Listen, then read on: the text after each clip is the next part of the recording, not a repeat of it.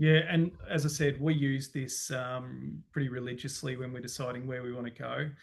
Some excellent points made there, especially the diversity in markets. What we've seen, especially in regional areas, as they've become more than sort of a one or two horse town, they've really opened up as quality investment opportunities for our clients and customers at that affordable price point. But like anything, one or 2 points on their own won't get you there. We need to make sure we're ticking several, if not all, of these boxes every time.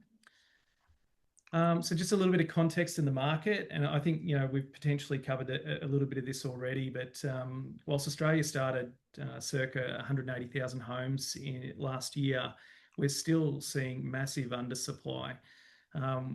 We've got labour shortages, we've got construction constraints, we've got development approval delays. The current global events aren't making things any easier. Sorry, and this is all underpinned by that supply demand metric. Now, this is not necessarily the case in every market, but the stronger markets, and obviously the markets where investors want to be, it's reaching a sort of, I guess, a critical point. What are your thoughts, Gary? Look, I think the key factor is we've had several years now of undersupply of new homes. We're not building nearly enough, and the cumulative effect of that over a number of years now is we have a very lopsided market. We have strong demand, but we have very low supply, whichever way you look at it. The federal government target they often talk about but aren't necessarily delivering on is they want to build 1.2 million homes in 5 years. We're halfway through that 5-year period and we're already way behind the rate of homes that need to be constructed. We need to be building about 240,000 homes a year to meet that target, and we're not even sure that target is enough. But as you've pointed out, in the last financial year, there are only 180,000 homes built. So that's 60,000 homes behind the target in just 1 year. So we're falling further and further behind. And I think there's really no realistic possibility that target's ever going to be met. So we seem to have a rusted on, built-in undersupply. And that would tend to indicate that there's only one way for prices to go in that market, and that is continuing to rise. Yeah, I 100% agree. And we're seeing an increase in international or immigration again, which is always been important for the Australian economy, but that's just putting even more pressure on those core markets as well. So what do we need to consider when you are doing a new build? So there's a number of things. Some of the challenges out there at the moment, and again, I touched on earlier the benefit of working with experts, no matter what it is that you're undertaking. But today we're talking about new construction and investment.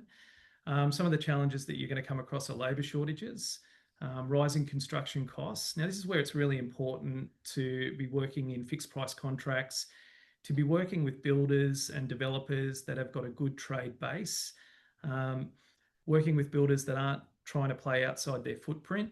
I mean, we all remember what happened in COVID. A lot of builders took the opportunity to secure more builds than they could handle. Prices went up, trade prices went up, supply prices went up, and we saw the turmoil left in the construction industry with a lot of builders going broke post that. There is a lot of competition for trades, and we're going to have a quick look at the planning or the application pipeline for all industries and all types of construction a little bit later. But this is only going to absorb more of our trade base. So whenever you're working with a builder, you want to see that security in their ability to deliver projects.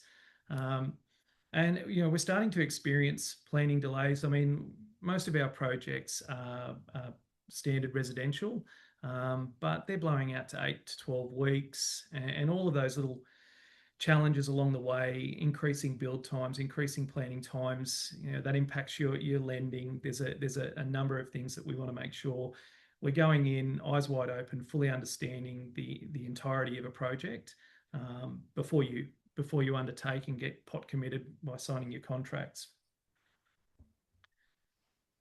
As I mentioned, the planning and pipeline at the moment across multiple industries is all on the rise. In Queensland, it's very easy to look at our infrastructure with the 2032 Olympics coming, that legacy infrastructure that's being sort of rushed through the pipeline in order to deliver in time for that event. We're going to see challenges with trades. We're going to see, a lot of internal immigration to help deliver on those projects. So our market's going to come under even more pressure over the next few years, which again, it's exciting for investment, especially if you're already in the market. But it just sort of, for me, it highlights a real urgency to get into the market. And again, once you're in or on that way in, to ensure that you've got those, those low risk profiles around your builders and around the locations that you're looking at.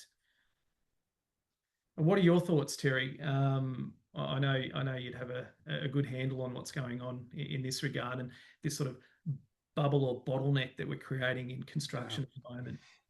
yeah, well, it was articulated quite emphatically, I thought, by a report that the Productivity Commission produced last year, which gave some sort of like official independent support to the points that you're making, and that is that the bureaucracy has made it harder and take longer and therefore costlier to get projects through those approval stages.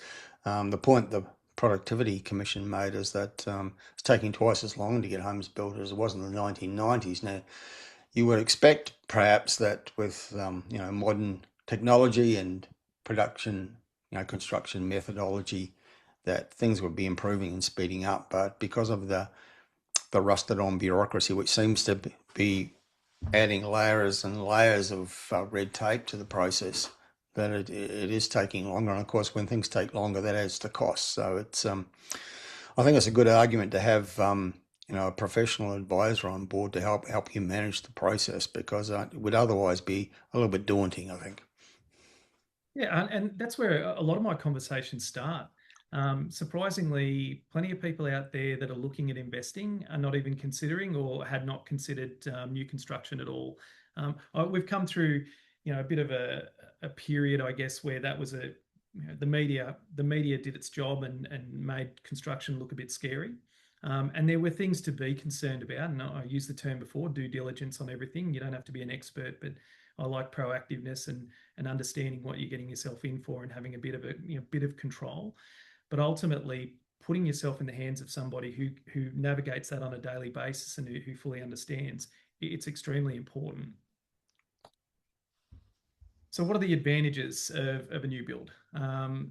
I mean, off the bat, and I guess we're talking about interest rates and we're talking about CGT and these sort of things. So, anywhere where you can get a leg up in regards to your outgoings and your cash flow and your income is really important. We like using the bank's money to create wealth, but also you get a much better depreciation with new builds. From a stamp duty perspective, you're only paying stamp duty on the land.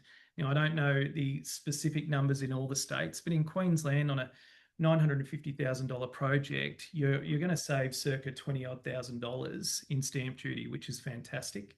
And when we talk holding costs through the construction phase, and if anyone on the call doesn't quite understand that, feel free to reach out. I'm happy to talk you through it. But that almost covers the balance of your holding costs through that construction period as well. So I guess it balances out that argument for, well, established gives me instant cash flow via my rent.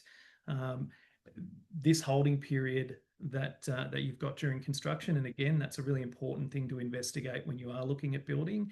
How long are the build times? How long are the expected approval times in your area? How active is the builder in that area? Where they're very active, they tend to be a little bit quicker on their builds. So all of these things are really important to understand. You'll have obviously low to no maintenance in your first couple of years. You've got your 12-month defect period where the builder takes care of anything that goes awry in that first 12 months. You've got full warranties on the property. You've got full energy efficiency. So the bones of your house are brand new, but also government requirements, the National Construction Code, all of that's been looked after. I know, again, I know in Queensland, for example, another 7 can score you a lower interest rate. So all of these things come with new construction. One of the big ones, though, is uplift during the build process. So again, going back to your empirical formula, putting all of that into play and looking at the market value of land and construction, we're able to get a pretty good handle on what sort of uplift you can expect during the construction phase. Now, in Queensland, we've got a land shortage, like a few different areas. So a lot of our registration profiles aren't until later in the year, so October to November. We've got fixed price contracts for our clients, which is fantastic. They're not worried about what's going on in regards to trades and fuel costs. And during that period, this high growth period, they're going to make considerable amounts of money before a brick's even thrown in anger, I like to say. So that uplift through the process is a real, it's very attractive. But understanding that, and again, we're conservative in our estimations. Understanding that and what that looks like for you and your overall strategy and portfolio is really important. It also emphasises again, I think, Tony, the importance of getting the locational choice right, because your chances of getting that uplift boosted by the growth that's happening in the broader market is so much greater if you're choosing your location really strongly, places that meet that empirical formula. I've always said a good house in a bad location won't perform as well as a bad house in a good location. It's all about the dirt, right? Yeah, I think that's so true, and I think all the research that we've done over the years actually bears that out. I think sometimes I think investors put too much attention on the individual property and not enough on the location in which it sits, because the point you're making is that a great looking property in the wrong location isn't going to give the optimum performance that people are looking for. Agreed, 100%. So when we're talking new builds, I mean, there are several types. We deal in all of these. So, your standard freestanding dwelling, duplexes, and I'm going to come back to duplexes. I've got a little story to share with you. Dual keys, for people who don't know the difference between a duplex and a dual key, a duplex is 2 separate titles joined, a dwelling joined together, but on 2 separate titles. Whereas a dual key is a house that has 2 separate dwellings, but it's on 1 title. That's a fair explanation. You've got your townhomes, your terrace homes, apartments, and Terry, we can call this a hard launch. We've been looking at commercial for years. We've finally found a group that we are excited to work with. I guess their values, but also their selections match ours, and sort of mirror what we look for in residential. So really excited to share that we're starting to do some commercial product as well. Great yields. It's an interesting adaptation of what you're doing, because so aware that many investors, probably most investors, start out with residential, and as they move along and grow a portfolio, they start to become more interested in commercial types. And of course, the word commercial covers a lot of different property types, including small industrial, small commercial, retail, and other types, storage units, all sorts of things. But there's the potential to get advanced cash flow with that type of product. Yeah, absolutely. We're finding, so we are baby steps. So we're doing, small sheds, tilt slab sheds. They price range 475 to about 650. But this is the thing that we like is these guys have got an incredible track record. They build in growth markets. So they've got a development up in Hervey Bay, just near the airport there, which we love. The benefits, the outgoings or the lack of outgoings from an investment perspective, it's single contract, so it fits perfectly in a self-managed super where yield's really important and growth. So yeah, we're just excited to be, to have started this part of our business. And again, if anyone's interested, feel free to reach out. I won't get too much more into it now. Duplexes, and I guess again, this is the advantage of working with an expert. So we secured 3 incredible duplexes up. I don't know if people on the call know Bargara. It's the Burnett Coast, just off Bundaberg. It's sort of it's still south central Queensland, I guess you'd call it. Um, these were all exclusive to us, effectively off market, but these don't make retail channels anyway. But these were presented to us exclusively to offer to our clients first. And this is based on the relationships that we've developed. This particular relationship is over 15 years old. These were at incredible prices in an area whose market has just absolutely raced along. Yeah, These were all secured early last year. They're all at site now. And the uplift, so when we're talking sort of 8 to 900 square metre lots, so 400 to 450s when you split title. These are all 4 bedroom, 2 bath, 2 living dwellings on each side. The uplift on these, once the titles are separated, will be circa 400 to 500K per property. yeah. So Look, again, I know Bargara really well, Tony. Have been there many times. Family lived there previously. Look, it's effectively the outer seaside suburb of Bundaberg, and Bundaberg's a great regional centre in central Queensland. And speaking to our earlier point about the empirical formula, one of the I stands for infrastructure, and one of the big factors in that market is they've just started a major infrastructure project, which is a new $1.2 billion hospital for Bundaberg, and that's going to be a game changer for that market. And it's the benefits. What we've found in other parts of Australia with projects like that is that there's a big uplift, particularly at the upper end of the market. And Bargara is, a seaside location, so really strong values there. And of course, a hospital includes. Typically, there might be 5,000 people working in that project when it's finished, and many of them are highly paid medical professionals, and they'll be interested in markets like Bargara as a place to buy and live, I think. I couldn't agree more, and that's why we've been really active up there.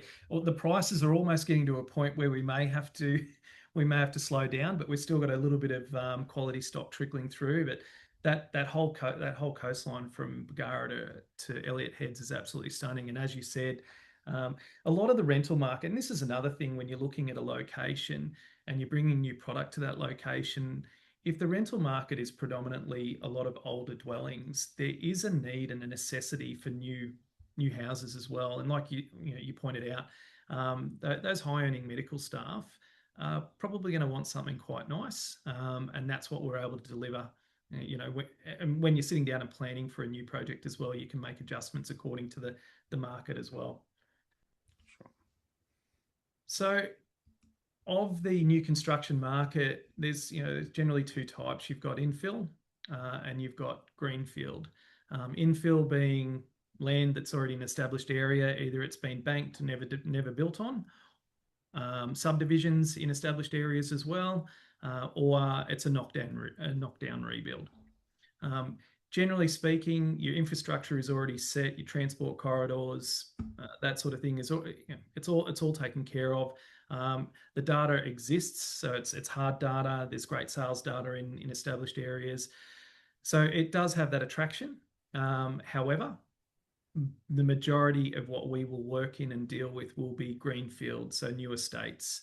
I mean, I like both, and we tend to, we operate as a builder broker as well. So for clients that are securing their own land, we've done some incredible projects.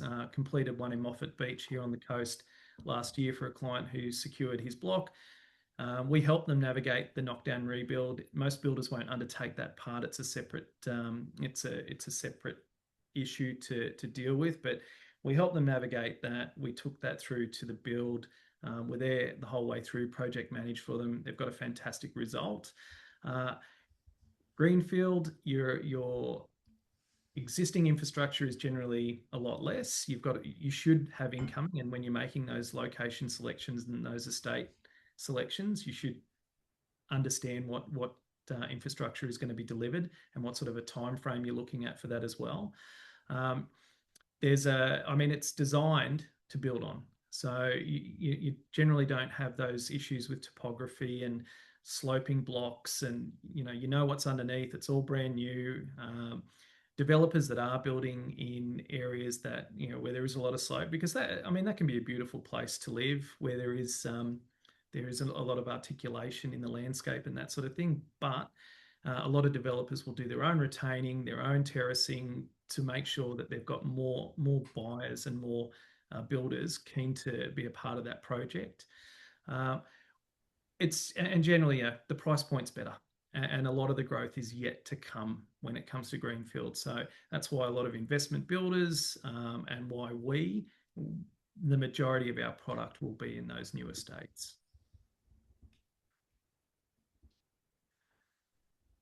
So how do you select a builder? Or sorry, how do you select the location? So again, we've covered the empirical formula. We know roughly where we want to be. Not all estates are created equal. So generally, as a rule of thumb, if you're going through a Stockland estate, it'll be master planned. They will generally go above and beyond what's required from them as an estate, because they see longevity and have a vision of a strong community. They prefer owner occupiers. They'll have lower investment percentages that are allowed in those estates. They're trying to create something that is going to be sustainable for a long period of time. And the larger the estate, up here on the coast, we've got one of the largest residential estates in the Southern Hemisphere. It just keeps going and going and going. It's called Aura. Uh, if Stockland weren't doing the fantastic job that they are in there, the demand for that estate would dwindle off and it would die off. Whereas you're sort of seeing these 70 to 150 lot estates that are popping up in the Northern Brisbane corridor, for example. I've driven through some of these completed estates, and I've driven through some of their upcoming estates. And unfortunately, I know that they're about 90% investment. The last little bit is probably first home buyers, and that's the price point that they could get in at, which is great. But long term, they are not going to see the capital growth that a master planned estate will deliver. So we're very careful in that. So on my trip recently, I took a trip down to Vic, and I was down there for 3 days, just meeting with builders, walking through estates, meeting with developers, trying to decide where it would be that I would be most comfortable taking my clients, and that estate aesthetic and infrastructure is at the very top of the list in regards to where we will build within that location. I think we've spoken enough about working with an expert, but our relationships, and that duplex example that I gave you, we've been working with the same builders for over 18 years in some circumstances. There are newer relationships there. Our builder panel, we took a few off our builder panel because they didn't tick the boxes that we expected. Creating new relationships is always interesting, because we're very, we vet very, very hard, if you like. We take recommendations and then we go and we vet our builders. We walk through their builds at different stages. We demand an understanding of their books and what their plans are from a build footprint perspective. But this is how we've created great relationships over a long period of time. And this is why we're able to continue to secure, even in tougher periods, great opportunities for our clients. Right build, right block. At the moment, I think I see some builders. I won't call it a race to the bottom. It's just that mongrel advertising where you're putting out a price point to engage people. I can't for the life of me understand why you'd put a 165 square metre home on a 500 square metre block, unless you were just trying to make it look cheap. Again, we avoid that sort of thing. We want the block, we want the project to match the block, and the entirety of the project to match the estate and the aesthetic of where it is. We review, we take you through the whole contract process. So EOI, land, I mean, your solicitor reviews land, and the build contract as well. And then the big one, how to select a builder. Well, it's not the big one, but you've got the right block, you've got the right location, and now you want to make sure that you get it right with the right builder.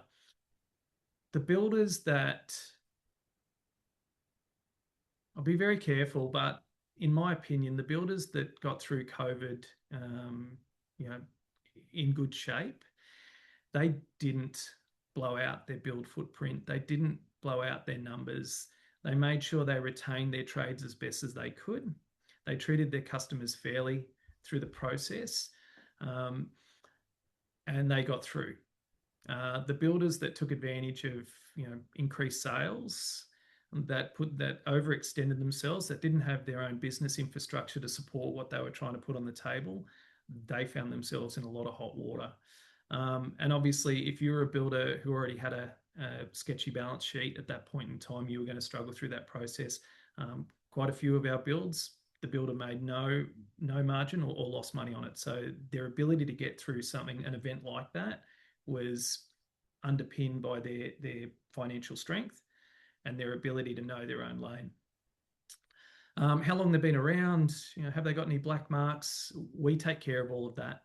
But these are, if you're out there doing it yourself, these are all the things that you want to understand. Definitely their build volumes. So ask them how many they built last year, ask them how many they built the year before, and how many they're planning to build this year. We project manage for you. So we're out on site walking through our builds on a regular basis where it's geographically relevant every 4 to 6 weeks. We're in consistent communication with the builder. I mean, I've had multiple conversations with builders over the last few weeks, Terry, and I'm sure you're hearing a lot of this as well. But one of our key partners, since the 13th of March, they've had over 80 price increases sent to them by trades and suppliers. Now I'm on the forefront of that. I'm not finding that out, after the fact. I'm finding that out as we go because I'm in constant conversation with these guys, and they're asking me what I think and how's it best to navigate this period, and they're giving us an opportunity to secure prices before they have to. They're forced to put price increases in, and it is important that builders build with a margin because again, if they're building for free, cash flow dries up, and that's when I'd rather pay a bit more now and get my build complete than have it go bust halfway through construction. And the right builder, it's not just handover. The right builder has great maintenance, and our builders are always fantastic in that 12-month defect period, especially. Anything that pops up, they're out there straight away fixing it. These are the things that impact investors. You want to be able to set and forget it. It just feels, Tony, like now more than ever before. Right now, it's the thing that you really do need to get right. Absolutely, mate. Absolutely. Look, a couple of examples of clients that we've looked after. This particular example, fantastic guy from Victoria, unfortunately went through a divorce, had started a portfolio, everything was broken down and split in two, and he was effectively starting again. He had an investment property in Vic, wasn't doing very well, also having issues with the tenancy laws, and he approached us. He had a very small budget. We were able to secure him a fantastic little low-set terrace in Everston Gardens. He signed his EOI in January 2024 at a fixed price package of $438. And I'm happy to say it's renting now at about a 5.5% yield, and he's had over 30% uplift since his initial purchase. I picked this story because anybody who understands the market knows that this would be a difficult brief to fill at the best of times. Can I fill most price points? Yes. Will I fill them if I don't have a product that's going to work for you? No. I know where you can buy it, but I'm not going to be a part of that process. I only want to put clients into things that are going to work out really, really well for them. Yeah. And I've got to say about the location again, Tony, that we've just actually updated our top 5 Adelaide hotspots report, and that Evanston Gardens area, that's up in the north around Gawler, is actually in the report because that's an area that we see coming stronger. Adelaide's had great growth over the last 5 years. It's continuing to grow, but those northern areas of Adelaide, very close to where some of the big jobs nodes of Adelaide are, some big employment nodes up in the north of Adelaide, and Evanston Gardens is an area that's close to all that action. It was also close to the Barossa Valley, which is a nice lifestyle point as well. I couldn't agree with you more. And you've got you can throw the Edinburgh military base in there as well. So yeah, Yeah, you're well, absolutely right.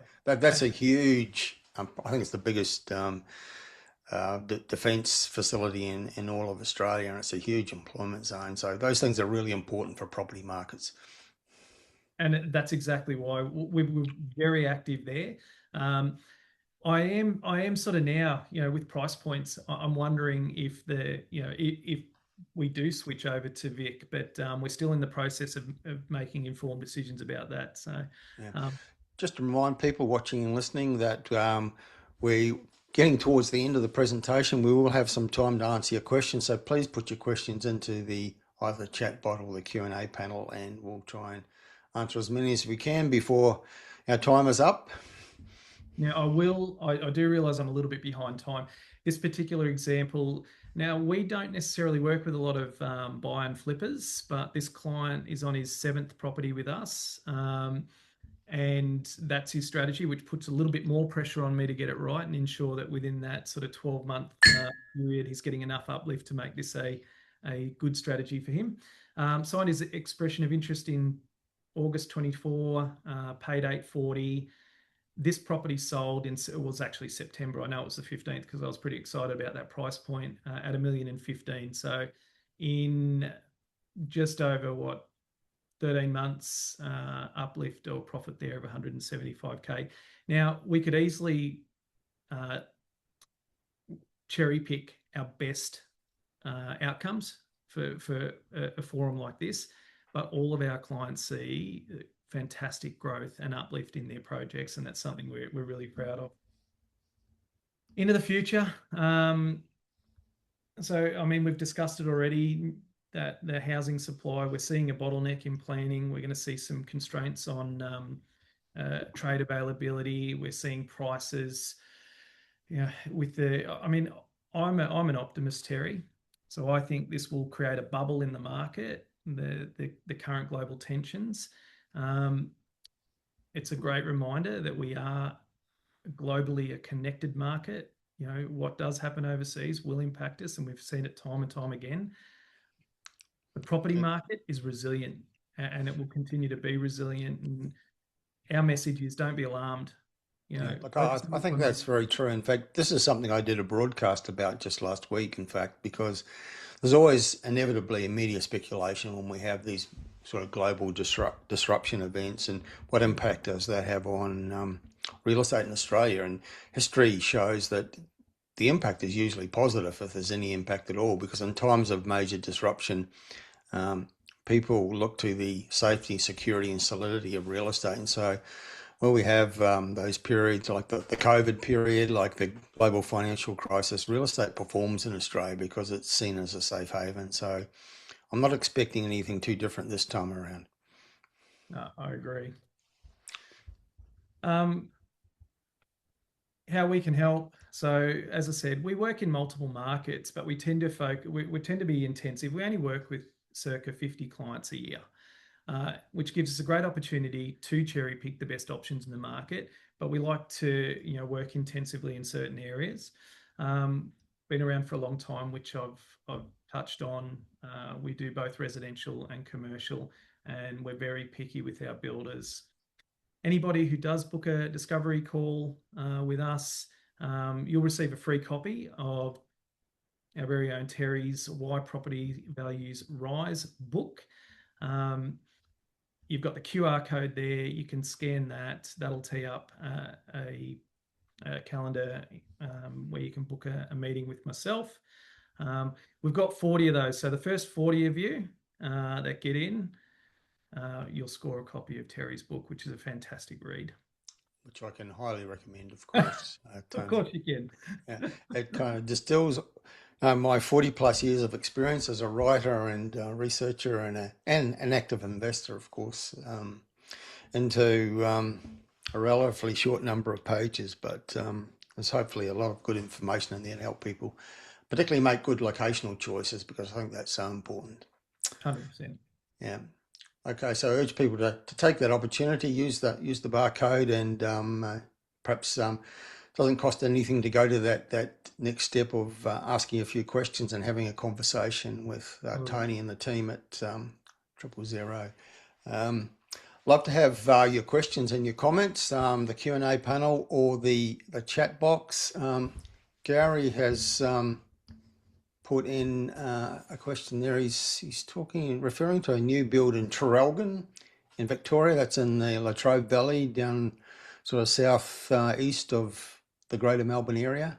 mhm. Um, Now, I'm not quite sure, Gary, what you're asking there. You put in some information. Traralgon, new build, any option prices for a four-bedroom new build around 650,000. Um, I, I'm, I think perhaps Gary's asking whether that's a realistic option. I believe it is. Yeah. So, Gary, just scan the QR code and reach out, mate. And I'm more than happy to have a chat to you. Um, I don't have a stock list in the back of my head, but I was looking at when I was down there, I was actually surprised. I'd seen stock coming through at really low price points. I was surprised at the quality of what we could do. But yeah, let's have a look at it together. It won't take me long to answer that question for you at Yeah. all.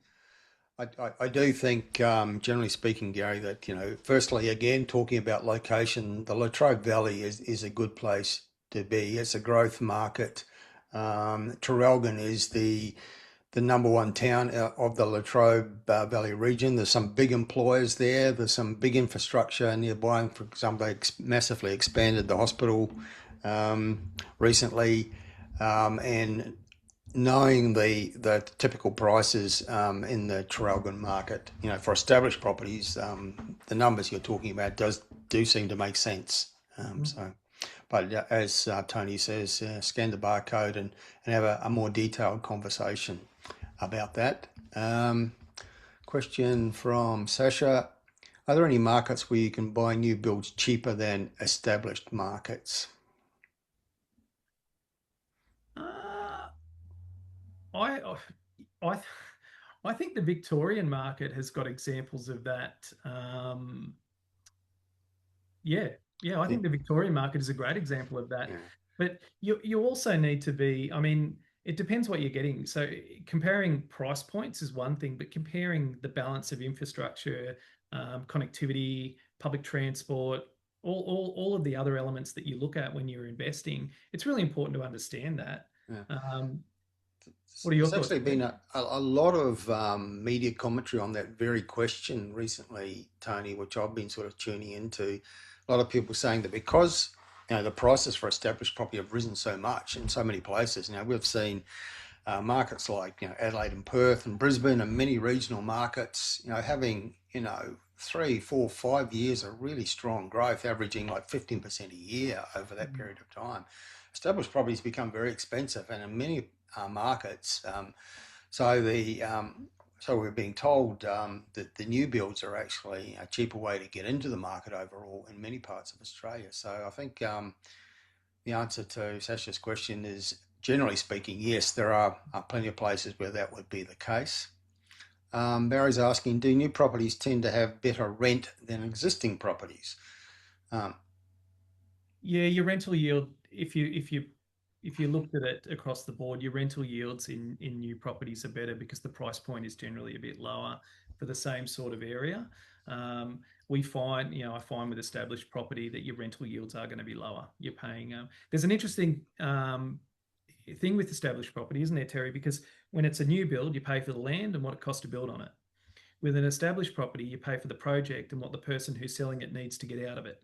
So, yeah, so you tend to pay a premium. yeah. But also the fact that the property is new and modern and ticks a lot of boxes would tend to suggest you would attract a higher rent for that. And also mindful that in Victoria, at least, that they've recently mandated minimum standards for rental properties, and there's a concern that existing properties, older properties, won't meet those standards, and somebody who owns those property or buys that property is going to spend quite a bit of money, many thousands of dollars, bringing it up to standard before it can actually be tenanted. But presumably, a new property will already meet the standards, so it won't be an issue. No, you're right. I was actually talking to a site supervisor when I was down in Victoria who's going through that exact thing. He's got a couple of older properties. He's having to put air conditioning. Now, look, I think air conditioning probably should have been in there to begin with, but he was talking about that exact thing, all the upgrades that he has to make now. Um, Fortunately, he can do it himself, but for others, that is a bit of expense involved for sure. Okay, so Luke is asking, with fixed price contracts, could builders increase their price point as a result of the Iraq War? In short, no, unless there is a something contractually written into the contract itself. So, for example, one of our builders has notified us that they're going to fix prices till I want to say 1 April um, next year. This is for registration profiles of October, November, December. Um, if the registration runs over 1 April, they in the contract they're allowed to charge a 2.5% increase. Now they're allowed to charge it doesn't mean they will charge it, but by then just the organic growth in the in construction costs would meet that mark anyway, so they probably would. But this is also why you need to fully understand your contract. So in short, no. Okay.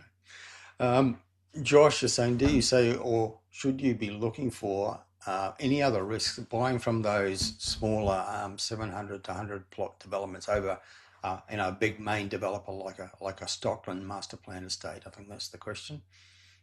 Um, yeah, look, have a look at their. I mean, at the end of the day, they've just got to get you a block of dirt to build on. So I don't foresee too many issues. They have to, they have to go through the DA process like everybody else. They have to meet with the town planner. They have to have the required amenity and elements in the estate. My core concern is that it'll be majority investors, and over time that will impact your capital growth. Okay.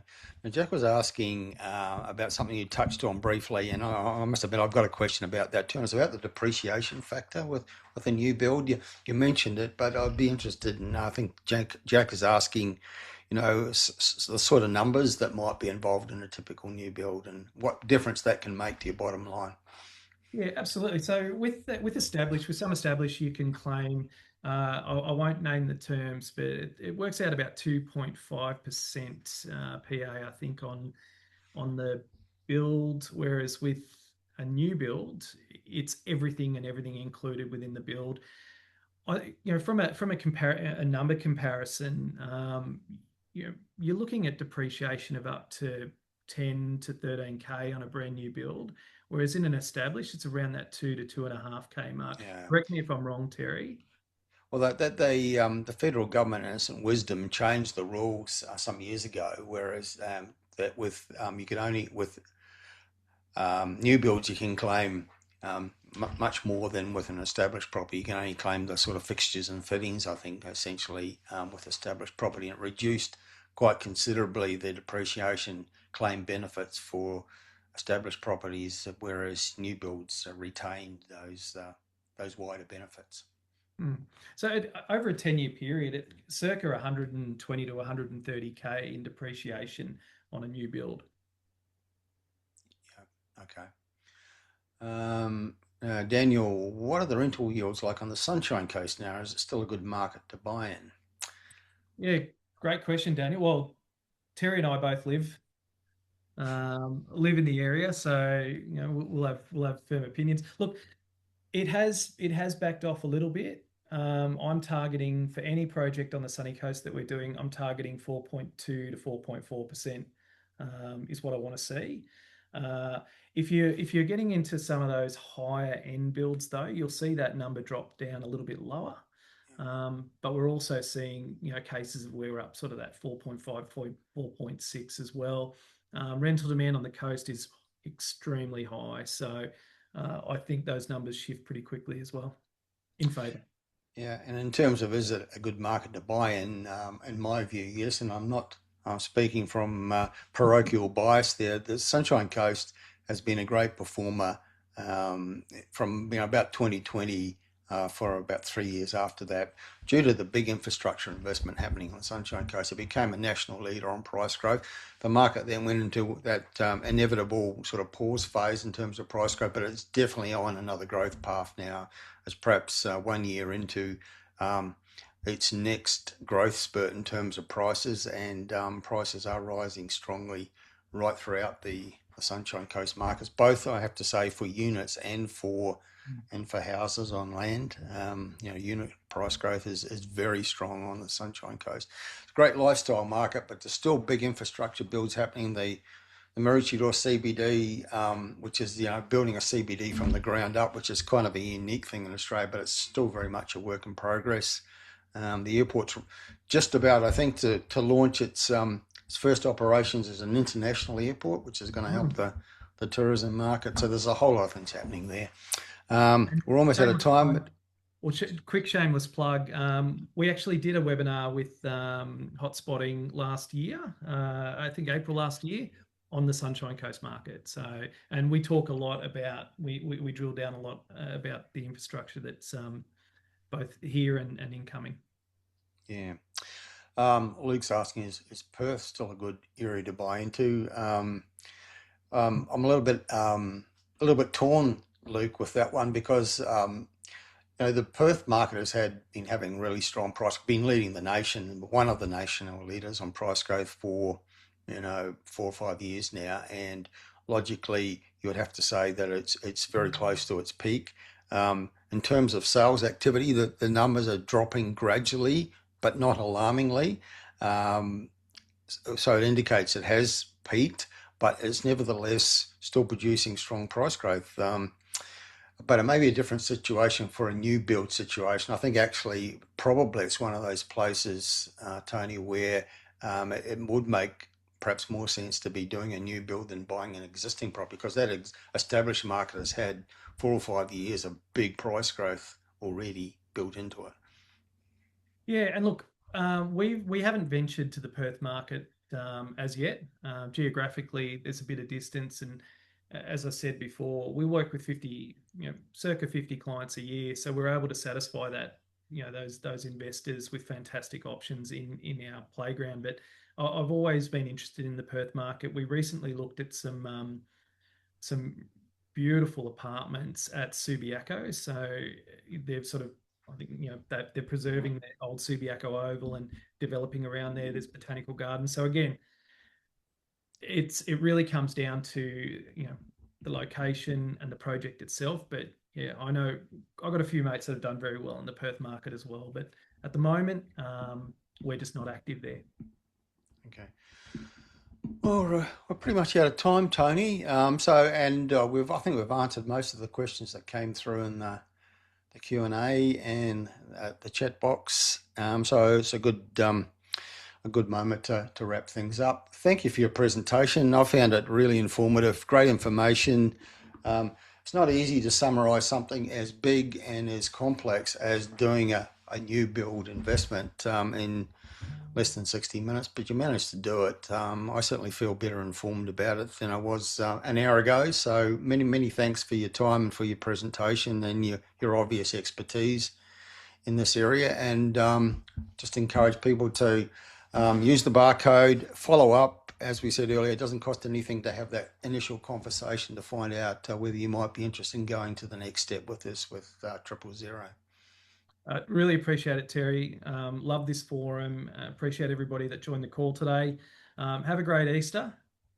I've got small children, so my Easter will be hectic, a lot of fun, and supercharged with too much chocolate, but I really don't mind. And our Sunshine Coast market swarming, we hope, with lots of tourists because the weather's looking pretty good. And I reckon it will be, mate. Yeah. Okay, well, enjoy that, Tony, and thanks again for your presentation today. Appreciate it, Terry. Thank you. Okay, see you later. Bye now. Bye, everybody.